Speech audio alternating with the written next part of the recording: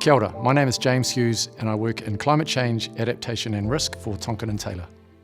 In planning for climate change, we talk a lot about climate hazards.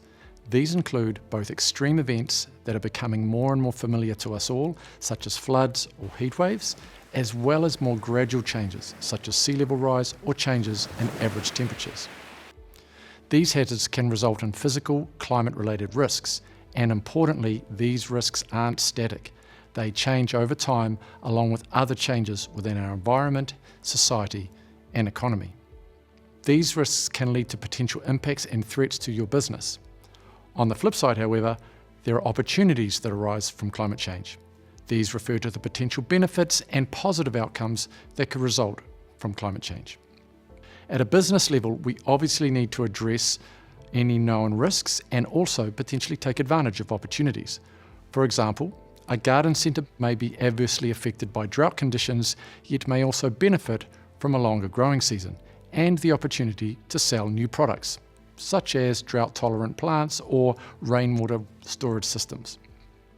Understanding climate risks and making decisions about what climate risks you need to plan for will be unique to every business and their individual values and priorities.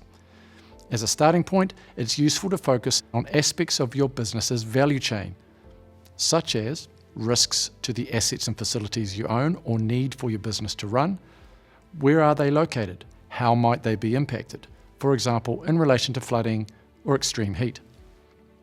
Also, risks to staff and customers. Can you ensure their health, safety and well-being in a world with more extreme climatic conditions? Then there are risks to key inputs and outputs of your business. For example, could climate change disrupt particular suppliers? Sometimes a useful place to start is to think about whether you have experienced events in the past that affected these parts of your business. What were the impacts? Also, how are your whānau and broader community impacted? Are there lessons you can learn around how you responded? Over time, it's likely we'll see more frequent and more extreme events. Learning from past experiences or the experiences of others can help us plan and get ready. A changing climate can also result in potential business opportunities. These can arise from anticipating how the changing climate will impact business activities and responding early to take advantage of these opportunities. For example, developing new materials or products to respond to warmer conditions. Also, you can identify innovations in technology systems and processes that could be shared to address risks and impacts. Plus, being ready for increasing requirements from buyers, investors and consumers who are looking to and are required to understand how businesses in their supply chain are addressing risks.